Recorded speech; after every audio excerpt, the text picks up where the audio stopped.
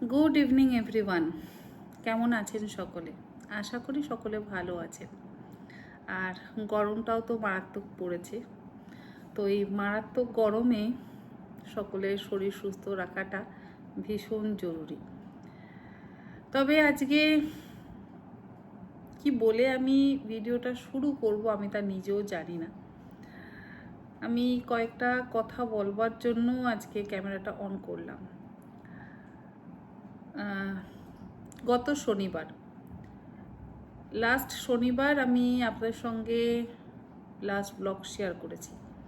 তারপরে রবি সোম মাঝখানে দুটো দিন আমি কোনো ব্লগ আপনাদের সঙ্গে শেয়ার করিনি। আর লাস্ট ব্লগে আমি আপনাদেরকে বললাম না এখন একটু বেরোবো মার্কেটে, কাজ আছে। তো ব্লগটা শেষ করে ব্লগ এন্ড করে তারপরে সমস্ত কাজকর্ম সেরে আমি বেরিয়েছিলাম নিজের কাজে আবার মার্কেটে যা যা কাজ করবার ছিল, মানে নিউ মার্কেট গেছিলাম। নিউ মার্কেটে যা যা কাজ করবার ছিল সেই সমস্ত কাজকর্ম সেরে আমি বাড়ি ফিরেছি। তো 9:23 নাগাদ আমি বাড়ি ফিরি। নিউ মার্কেট থেকে উবের বুক করে আমি 9:23-এ আমাদের সোসাইটিতে আসি। আর যেহেতু মার্কেটে গেছি বেশ কিছু ব্যাগপত্র ছিল, 4-5টা ব্যাগ ছিল। তো আমার সাথে সবসময় দুটো ফোন আমি ক্যারি করি, যদি অবশ্য একটু দূরে কোথাও যাই। আর যদি কাছাকাছি লোকাল কোড়াবাজার বা অন্য কোনো মার্কেটে যাই, কাছাকাছি মার্কেটে, তখন মোটামুটি একটা ফোনই ক্যারি করি। তা নাহলে অবশ্য অ্যাকচুয়ালি না, আমার দুটো ফোনই সবসময় ক্যারি করতে হয়, কারণ একটা আইফোন যেটাতে আমার সবসময় কল আসে বা ভিডিও করি, আর যে স্যামসাংয়ের একটা ফোন আছে সেটা খুব একটা ভালো নেই, মানে তার অবস্থা। কারণ সেখানে কল এলে আমি কল ঠিক মতো রিসিভ করতে পারি না, ওর স্পিকারটা খারাপ হয়ে গেছে, আমি শুনতে পারি না। শুধু জিপেটা আমি ওখান থেকে পেমেন্ট করতে পারি, আর টুকটাক যদি কেউ কল করে সেটা বুঝতে পারি, তো তখন আমি আবার আমার আইফোন থেকে আমি কল করি। তো সেই কারণে আমাকে দুটো ফোন ক্যারি করতে হয়। তো আমি শনিবার দিন যখন মার্কেট থেকে ফেরার পর আমি বুক করেছিলাম ক্যাবটা উবেরে আমি আইফোন দিয়ে, কিন্তু জিপে করি আমার এয়ারটেল মোবাইলের ওই স্যামসাং ফোন থেকে। এবারে ফোনটা থেকে আমি পেমেন্ট করেছি। পেমেন্ট করার পর অপোজিট সাইড থেকে একটা গাড়ি বেরিয়ে, মানে আমাদের সোসাইটিরই অপোজিট সাইড থেকে একটা, আমি যেখানে দাঁড়িয়েছি এরকম আমার গাড়িটা দাঁড়িয়ে আছে, আর অপোজিট সাইড থেকে একটা গাড়ি এসে ওয়েট করছে যে এরকমভাবে যে সেও এরকম, মানে আমার গাড়িটা এরকম আর সেই গাড়িটা এরকম যে বেরোবে। এবার তারা হাজব্যান্ড ওয়াইফ আমার দিকে একদম কন্টিনিউয়াস এমনভাবে তাকিয়ে রয়েছে যে আমি এতক্ষণ কেন সময় লাগাচ্ছি। কারণ আমার কাছে 4-5টা ব্যাগ ছিল, আমি সমস্ত ব্যাগগুলো ঠিক মতো গুছিয়ে নামতে তো অবশ্যই একটু সময় লাগে। যদিও ওদিক থেকে যাওয়ার জায়গা রয়েছে, দুদিক থেকে আরও যাওয়ার জায়গা রয়েছে, তারা সেদিক থেকে না গিয়ে তারা এদিক থেকেই যাবে বলে মনস্থির করেছে আর কি, যে আমার গাড়িটা সরলে তারপর তারা এদিক দিয়ে যাবে। তো ওই তাড়াহুড়োর মাঝে আমি আমার আইফোনটা সিটের ওপরে রেখে দিই, আর সিটের ওপরে রেখে দিয়ে আমি সমস্ত ব্যাগপত্র নিয়ে নেমে পড়ি। আর নেমে গেটটা যখনই বন্ধ করেছি তখনই আবার মনে হয়েছে যে আমি আমার ফোনটা নিয়েছি, তো বলে আমি আমার ব্যাগের মধ্যে হাত দিয়েছি, দিয়ে মনে হয়েছে হ্যাঁ আমি ফোন নিয়েছি। বাট আমি আইফোনটা নিইনি, আইফোনটা আমি সিটের ওপরে রেখে দিয়েছি। স্যামসাং ফোনটা যেটা আমি ভেতরে ঢুকিয়েছি সেটা টাচ করে ভেবেছি হ্যাঁ আইফোনটাও বুঝি আমি ভেতরে ঢুকিয়েছি।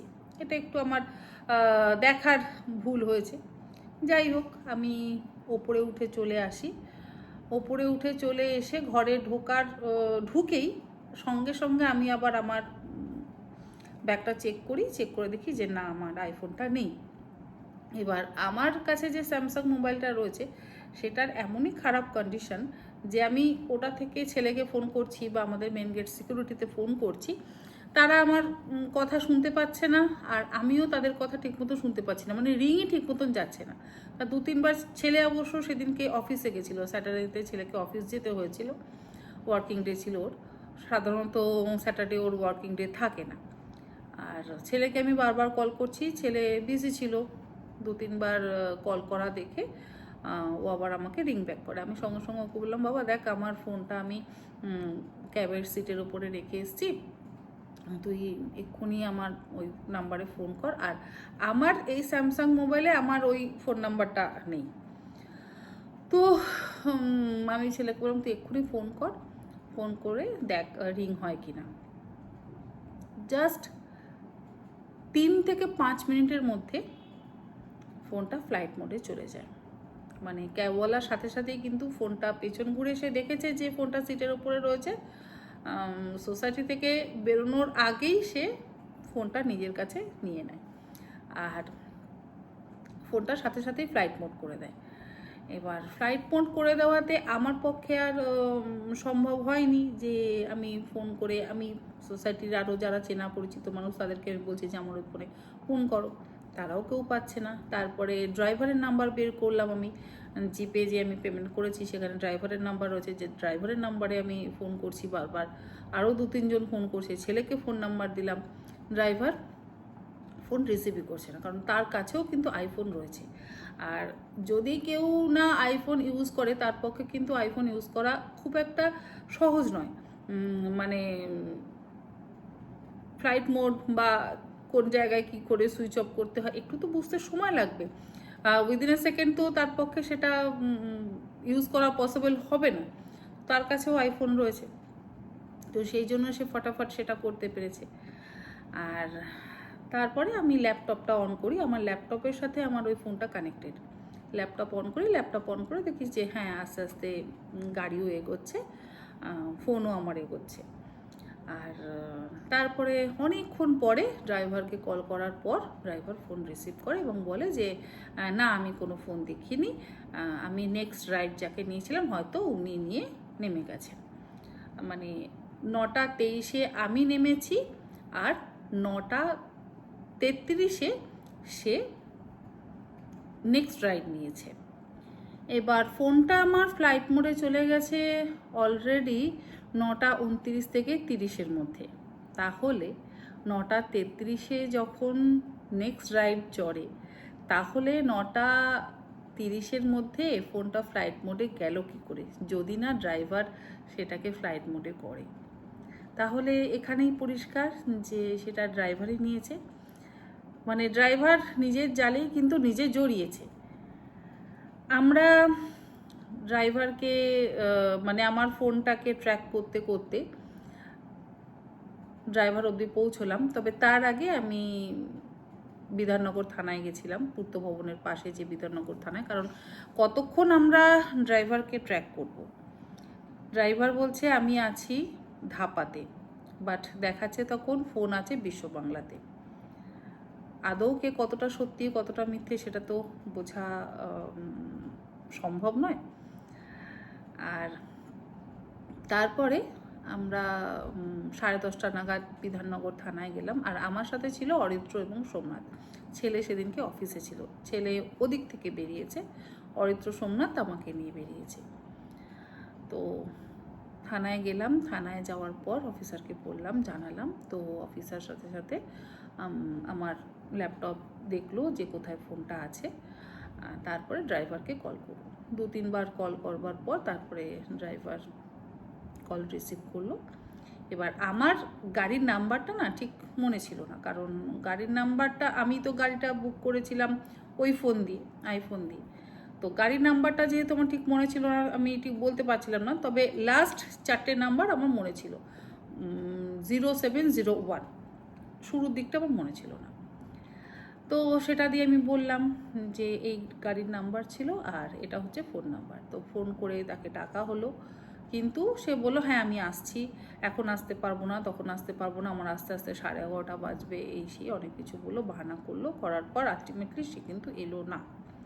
তারপরে যে জায়গাটা ট্র্যাক করা হলো যে এখানে এখন ফোনটা আছে দেখা যাচ্ছিল আর কি, তো সেই জায়গায় ড্রাইভার এলো এবং আমি ছেলেও সেখানে পৌঁছে গেল অফিস থেকে, আমি অরিত্র সোমনাথ আমরা তিনজনও পৌঁছলাম।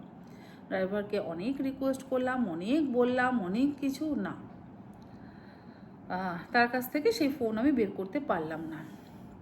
ड्राइवर একটাই কথা বলছে, जो करना है कर लीजिए, जहाँ पे केस करना है कर दीजिए, डायरी करना है कर दीजिए, मतलब कुछ भी कीजिए, मेरे पास फ़ोन नहीं है, मैं नहीं दे सकता। এই তার কথা। এবং সেদিন এবার ওটা যেহেতু দমদম থানার এরিয়াতে হয়েছে, সেই জন্য বিধাননগর পুলিশ সেটা দেখবে না। তো ওনারা বললেন যে আপনারা কাজ করুন, দমদম থানায় গিয়ে একটা ডায়েরি করুন, ডায়েরি করবার পর থানা ওকে ডেকে পাঠাবে, ও যাবে, তারপর যা হওয়ার হবে। ঠিক আছে, আমরা ফিরে এলাম রাত্রির 1:30 নাগাদ। তো কেউ খায়নি। আমার তো ভেতর দিয়ে মানে একটা খাবারের দানা আর ঢুকছে না। তো অরিত্র আর সোমনাথ বললো যে দিদি আমরা একটু খেয়ে নিই আবার তোমার সাথে বেরোবো। তো ওরা খেতে গেল বাড়িতে, আর আমার ছেলেকেও আমি বাড়িতে খেতে দিলাম, রান্না করাই ছিল।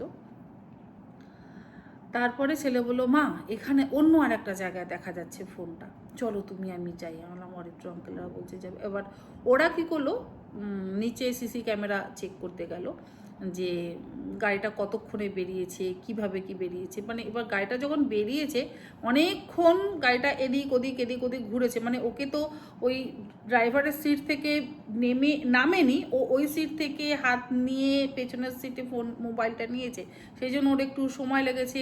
আরও অন্যান্য গাড়ির সঙ্গেও টক্করও হয়েছে, হওয়ার পর তারপরে সে এখান থেকে বেরিয়েছে। আর বেরোনোর সময় আমাদের যারা সিকিউরিটি আছে মেন গেটে, তারাও কিন্তু চেক করছে। বা তারা আর কতটা চেক করবে, তারা কি জানে তার পকেটে কি আছে? তারা তো তার পকেট চেক করেনি, তারা পেছনের সিট চেক করেছে, ডিকি চেক করেছে। তো সিট আর ডিকি চেক করে কিছু পায়নি। আমি যদি ততক্ষণে ছেলেকে ফোন করতে আমি যদি নিচে চলে আসতাম, আমি হয়তো মেন গেট সিকিউরিটিতে আমি বলে তাকে আটকাতে পারতাম। বাট আমার তখন আর সেটা মাথাটা কাজ করেনি যে আমি মেন গেট সিকিউরিটিকে আমি বলি যে গাড়িটাকে আটকা। আমি বলছি গাড়ি বেরিয়ে গেছে, মানে গাড়ি আমাদের হাতের বাইরে, গাড়ি যে ভেতরে চক্কর খেয়েছে সেটা আমি বুঝিনি। যাই হোক, সেটা পরে সিসি ক্যামেরাতে দেখা গেল। তো ওরা ক্যামেরা চেক করলো, আমি আর ছেলে আবারও বেরোলাম। বেরিয়ে যে জায়গায় ছিল ফোনটা সেই জায়গায় অনেকক্ষণ একটু ঘোরাঘুরি করলাম। বাট ঘোরাঘুরি করে তখন বাজে রাত্রির 2:45, মানে অলমোস্ট ভোর হয়। কোথায় আর কি পাবো। ছেলে আমাকে বললো তুমি গাড়ির মধ্যে বসো, আমি একটু ঘুরে টুরে খুঁজে দেখে আসছি। সেই বস্তি এরিয়া গেলাম না, কোথাও কিছু নেই। বাড়ি চলে এলাম। বাড়ি এসে তো নেক্সট ডে গেলাম থানায় ডায়েরি করতে। ও হ্যাঁ, তার আগে পিয়া তো এখন আবার আসছে কাজে। তো পিয়ার যা মানে যোগাযোগ ছিল, ওর এক ভাসুর, সে উবের চালায়, ওর ভাসুরকে বললো যে দাদা এরকম ঘটেছে। বললো ঠিক আছে, তার ফটো, ফোন নাম্বার আর গাড়ির নাম্বার দাও, আমি আমাদের ইয়েতে হোয়াটসঅ্যাপ যে গ্রুপ আছে সেই গ্রুপে আমি পাঠাই। আর তারপরে পিয়ার মেয়ের সঙ্গে আর ওর বান্ধবী পড়ে, যে তার মা, মানে পিয়ারই সে বান্ধবী ধরতে গেলে, সেও দমদম পুলিশ থানায় আছে পুলিশ। তো তাকে ফোন করলো। তো উনি বললেন যে দিদি আপনি 12টা থেকে 12:30টার মধ্যে আসুন, আমি তখন থানায় থাকবো। তো আমরা মোটামুটি 12:30 নাগাদ গেলাম। গিয়ে তখনও সে পায়েল আসেনি। আমরা একটু জিডি করলাম, জিডি করা হলো। তো জিডিতে বললো যে ব্যারাকপুরে এটা ব্যারাকপুরে পাঠানো হবে। ঠিক আছে, ব্যারাকপুরে পাঠানো হবে। এখনও পর্যন্ত স্টিল নাও আমি দেখতে পাচ্ছি আমার ফোন কোথায়। তারপরে সেই ফোন ঘুরতে এসছে পাতিপুকুরে। প্রথমে ছিল 41/2 ঘোষপাড়া, বলছি দাঁড়ান আপনাদেরকে দেখাচ্ছিও। হ্যাঁ, 41/2 ঘোষপাড়া রোড পাতিপুকুরে ছিল। আবার বিকেলবেলা মা ছেলে বলছে যে মা চলো যাই, তুমি আমি আবারও একবার, যদি ওখানে কিছু দেখতে পাই, সেই ড্রাইভারকে দেখতে পাই বা অন্য কাউকে দেখতে পাই। তো এবার আবার গেলাম। এবার আমরা গিয়ে কী করব? আমাদের সাথে যদি কেউ না থাকে, মানে পুলিশ যদি হেল্প না করে, আমাদের পক্ষে তো গিয়ে কারোর বাড়িতে ঢোকা বা কারোর পকেট সার্চ করা পসিবল নয়। তো গেলাম, ছেলে ফটো টটো দেখালো যে কে কি চেনেন বা কিছু, যা ওর পক্ষে যতটুকু সম্ভব। আবার ফিরে এলাম, বললো যে মা ফোন পাওয়ার আর আশা নেই, কিন্তু আমি দেখতে পাচ্ছি ফোন আমার কোথায় আছে। এখনও স্টিল নাও আমি দেখতে পাচ্ছি, আজকে মঙ্গলবার, আজকে আমি এখনো পর্যন্ত দেখতে পাচ্ছি যে 31/2 ঘোষপাড়া পাতিপুকুর, কলকাতা 48, এখানে আমার ফোনটা রয়েছে। আমি দেখাচ্ছি আপনাদেরকে, এই জায়গায় আমার ফোনটা রয়েছে, এই যে 31/2 ঘোষপাড়া পাতিপুকুর, কলকাতা 48, এই অ্যাড্রেসে আমার ফোনটা রয়ে গেছে এখনো। হয়তো কোনো দোকানে দিয়েছি বা কারোর কাছে আছে। ফোন সুইচ অফ, ফোন এখনো পর্যন্ত অন হয়নি, কারণ ফোন অন হলেই আমার কাছে নোটিফিকেশান আসবে বা ছেলের কাছেও নোটিফিকেশান আসবে, আমাদের দুজনের সাথেই সেটা করা আছে। ফোন এখনও অন হয়নি। এবার নাও ফোন ইউজ করতে পারবে, নাও ফোন সেল করতে পারবে, না ফোনের ফ্যাক্টরি সেটিং করতে পারবে, কিচ্ছু করতে পারবে না। ফোনটা জাস্ট এখন ওর কাছে পেপার ওয়েটের কাজ করবে, বাট তবুও সেই ফোন আমি পাচ্ছি না। আমার সাথে যদি কেউ গিয়ে একটু আমাকে, পুলিশ বা কেউ যদি আমাকে একটু গিয়ে হেল্প করে, পুলিশ ছাড়া এটা কারোর পক্ষেই হেল্প করা সম্ভব নয়, যদি আমাকে একটু হেল্প করে তাহলে আমি হয়তো সেই ফোনটা পেতে পারি।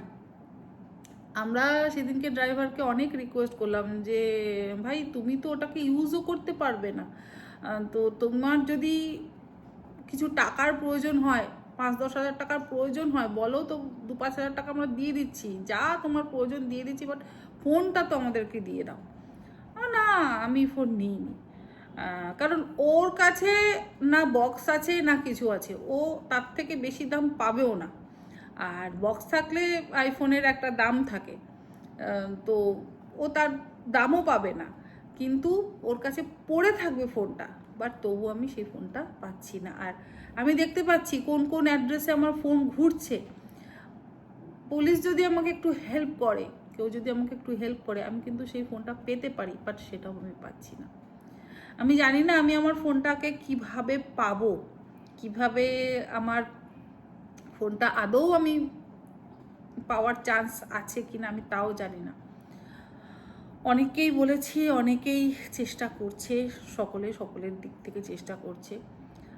জানি না আমি আদৌ ফোনটা পাবো কিনা, কারণ ওটা আমার ভীষণই কাজের জিনিস, ওটা দিয়ে আমি ভিডিও শ্যুট করি, মানে ব্লগ শ্যুট করি, ওটা দিয়ে আমার ইউটিউবের শর্টস আপলোড করি, তারপরে ফেসবুক, ইনস্টা, বিভিন্ন জায়গার তে শর্টস ভিডিও রিল এগুলো আপলোড করি। তো সেই সমস্ত কাজগুলো আমার সব বন্ধ হয়ে গেছে। হ্যাঁ, যদিও ব্যাকআপ সমস্ত কিছু আমার কাছে আছে, কারণ আমার ল্যাপটপে সমস্ত ব্যাকআপ নেওয়া আছে, তাই ব্যাকআপের চিন্তা আমি করছি না, বাট এত দামি একটা জিনিস সেটা এইভাবে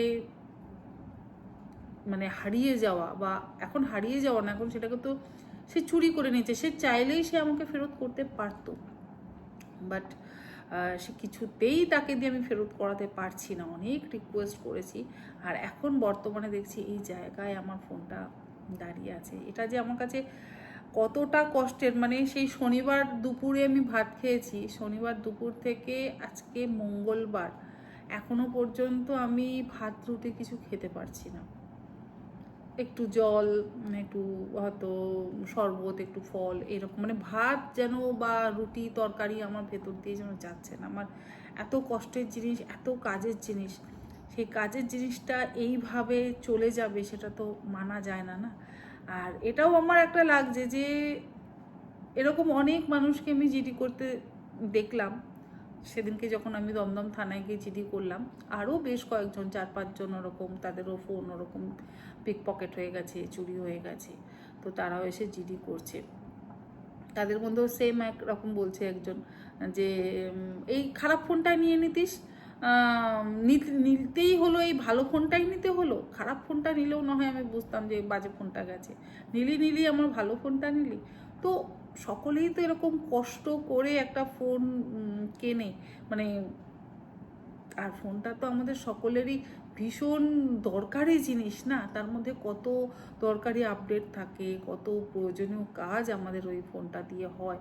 তো আমি এরকম রিকোয়েস্ট করব, যদি এরকম প্রয়োজনীয় জিনিস কারোর হারিয়ে যায়, কেউ যদি পেয়ে থাকেন অন্তত তাকে ফিরিয়ে দেওয়ার চেষ্টা করবেন, যেভাবেই হোক। আমরা সেই ফোনটাকে নিয়ে কোনো কাজই করতে পারবো না, বা যে কোনো জিনিস, ফোন ছাড়া অন্য কোনো দরকারি জিনিস, সেটা নিয়ে তো আমরা কোনো কাজ করতে পারবো না। তো আমার মনে হয় যাদের কষ্টের জিনিস হারিয়েছে, তাদের জিনিসটা যদি ফেরত করে দেওয়া যায় না, সেটা অনেক ভালো, অনেক ভালো। এই যে দেখুন, আমার ফোনে ফোন আসছে, আর এখানে আমার ল্যাপটপের সঙ্গে কিন্তু কানেক্টেড, তো ল্যাপটপে আমার ফোনটা বাজছে। তো আমার ফোন হারিয়ে গেছে দেখে আমি কোনো কাজ করতে পারছি না, তো সেই জন্য আবার ছেলে আমাকে ফোন কিনে দেয়। এখন ফোন ছাড়া তো আমি একদিনও থাকতে পারবো না, আমার মানে কাজ বন্ধ হয়ে যাবে পুরো। তো গতকাল ছেলে আবার অফিসে গিয়ে তারপর আমাকে ফোন কিনে দেয়। আমার একটাই অনুরোধ, যদি কেউ আমাকে একটু সাহায্য করতে পারেন তাহলে আমার খুব ভালো হয়। আমি অ্যাড্রেস দেখাতে পারছি যে কোথায় আমার ফোনটা রয়েছে। যদি কেউ আপনারা এই ভিডিওটা দেখে একটু হেল্প করতে পারেন তাহলে খুব বাধিত হব। জানি না আমি ফোন ফিরে পাবো কি না, আশা খুবই কম। যদি পাই তাহলে ভগবানের অনেক আশীর্বাদ, অনেক কিছু। আমি জানি না পাবো কি না, তবুও আশা নেই, আমি জানি। কারণ মানুষ চাইলেই সব কিছু করতে পারে, আবার চাইলে অনেক কিছু নাও করতে পারে। সবটাই ভগবানের ওপর ছেড়ে দিয়েছি এখন। তবে এই যে আমি সর্বক্ষণ দেখছি না ল্যাপটপে আর আমার এই ফোনেও যে ফোনটা কোথায় আছে, সেটা দেখে বড্ড খারাপ লাগছে। মানে আমার হাতের কাছে আছে, আমার চেনা পরিচিতর মধ্যে, মানে কাছাকাছি জায়গায় আছে, আমার থেকে খুব একটা বেশি দূর নয় এখান থেকে পাতিপুকুর, 8 ঘন্টার ডিস্টেন্স, পুরো 25 মিনিটের ডিস্টেন্স। তো সেখানে ফোনটা রয়েছে, কিন্তু কোথায় আছে একটু যদি কেউ গিয়ে আমার সঙ্গে, মানে কোনো পুলিশের হেল্প আমি পাই, তাহলে আমার খুব উপকার হয়, খুব উপকার হয়। এই দেখুন, কন্টিনিউয়াস আমার এই ফোনের সঙ্গে এই ফোনেরও কানেকশান আছে। আচ্ছা, এবার ফোনটা আসছে, আমি আজকের ভিডিওটা এখানেই শেষ করছি। যদি কেউ আমাকে হেল্প করতে পারেন, একটু চেষ্টা